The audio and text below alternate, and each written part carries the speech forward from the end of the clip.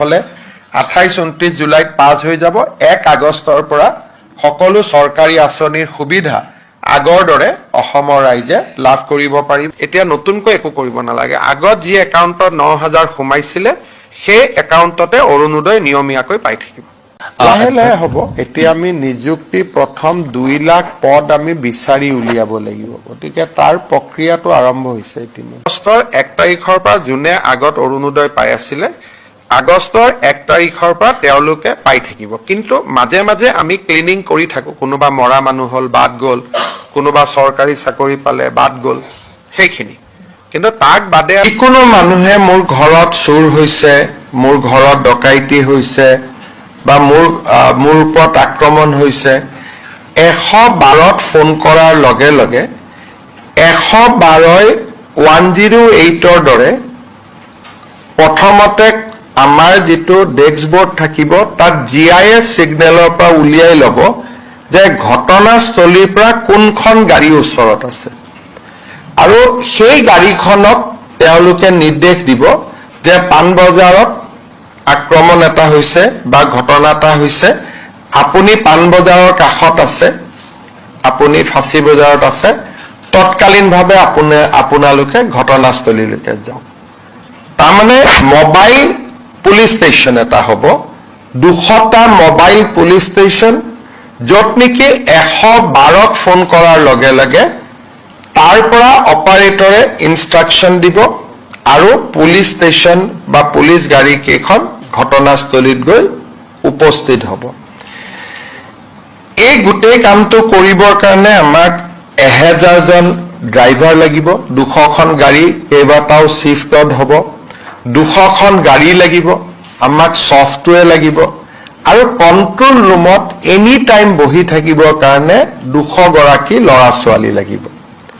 এই গোটেই প্ৰকল্পটো আমি ৰূপায়ণ কৰিম আৰু তাৰ বাবে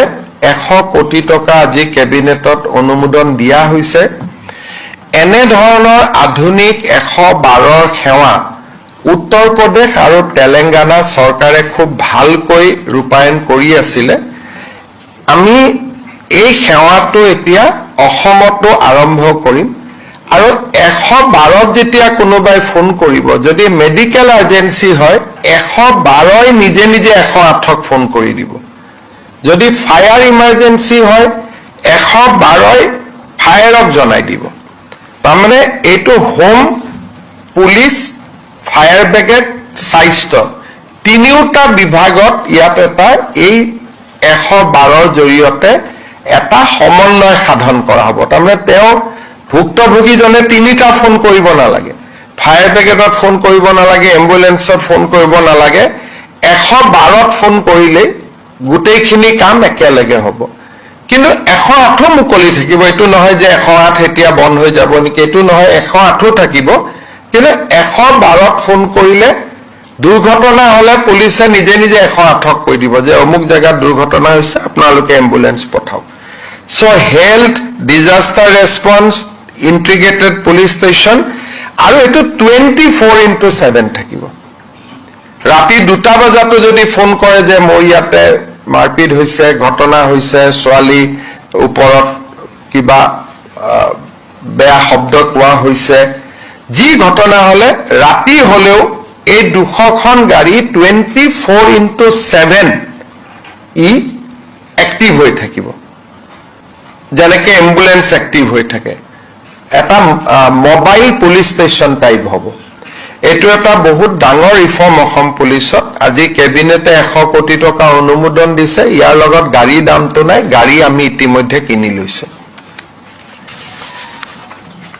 আজি আমাৰ কেবিনেটত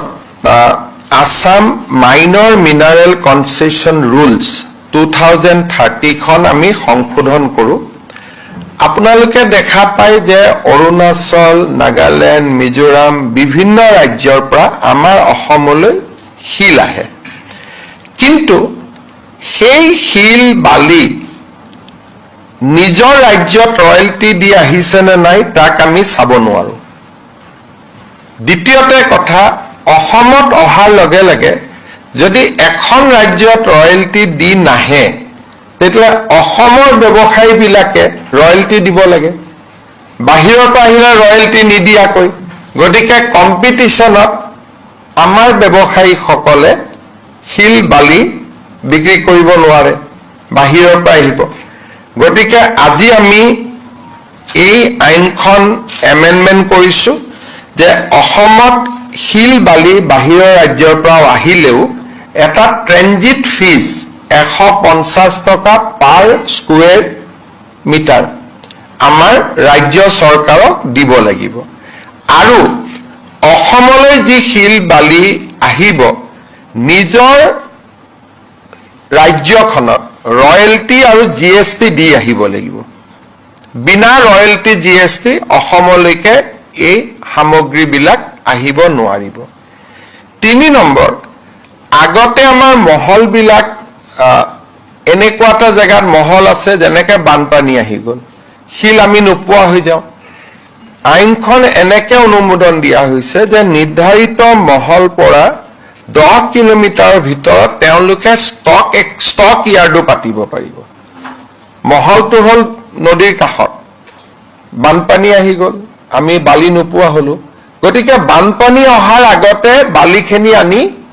টাউন এখনত তেওঁ জমা কৰি থব পাৰিব। মহলটোৰ পৰা 10 কিলোমিটাৰৰ ভিতৰত তেওঁ সামগ্ৰীখিনি আনি জমা ৰাখিব পাৰিব। তাৰমানে আমি এটা ষ্টক ইয়াৰ্ডৰো এটা আমি পাৰ্মিশ্যন দিছোঁ। ঠিক তেনেকে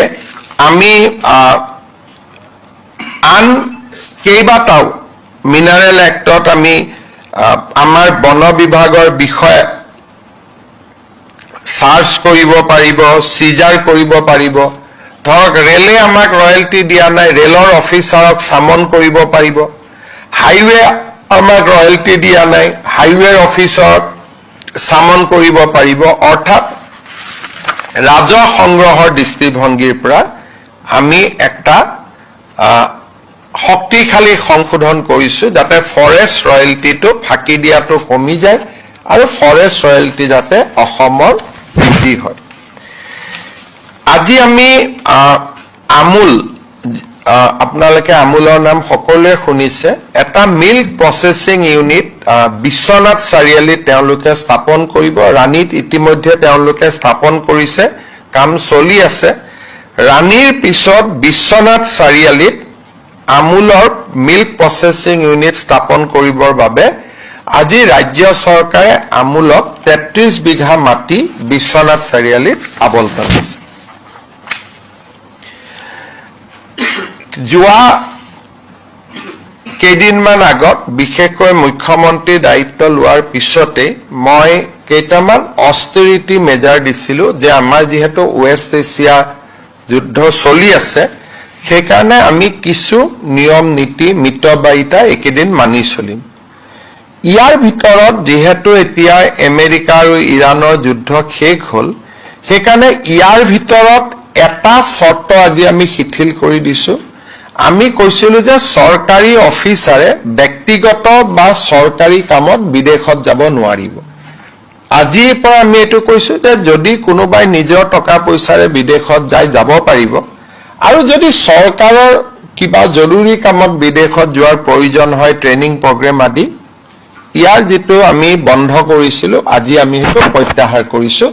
যিহেতু ৱেষ্ট এছিয়ান ক্ৰাইচিছটো বৰ্তমান নাই আৰু বহুত মানুহে ব্যক্তিগতভাৱে কোনো কাৰোবাৰ ল'ৰা বাহিৰত পঢ়ি আছে, আন কিবা আছে, যাবৰ কাৰণে আবেদনো কৰি আছিল। যোৱা 2 মাহ আমি কাকো অনুমতি দিয়া নাছিলোঁ, কিন্তু আজিৰ পৰা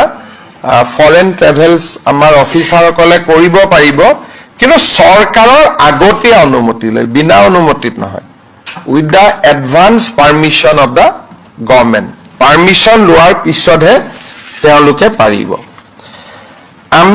আমাৰ বহুত সময়ত বাতৰি কাকতত ওলাই আছে যে ছেটেলাইট চিটি হ'ব, আদানী কৰিব, আম্বানী কৰিব, কোনেও নকৰে। এইটো কৰিব Guwahati satellite city development authority. তাৰমানে এইটো এটা সম্পূৰ্ণ চৰকাৰী প্ৰচেষ্টা, ইয়াতে কোনো ব্যক্তিগত জড়িত নাই। ই এখন অথৰিটি হ'ব, Guwahati satellite city development authority. তাৰ চেয়াৰমেন মুখ্যমন্ত্ৰী হ'ব আৰু এক্সিকিউটিভ কমিটিৰ চেয়াৰমেন চিফ ছেক্ৰেটাৰী হ'ব। আৰু তেওঁলোকৰ অধীনতে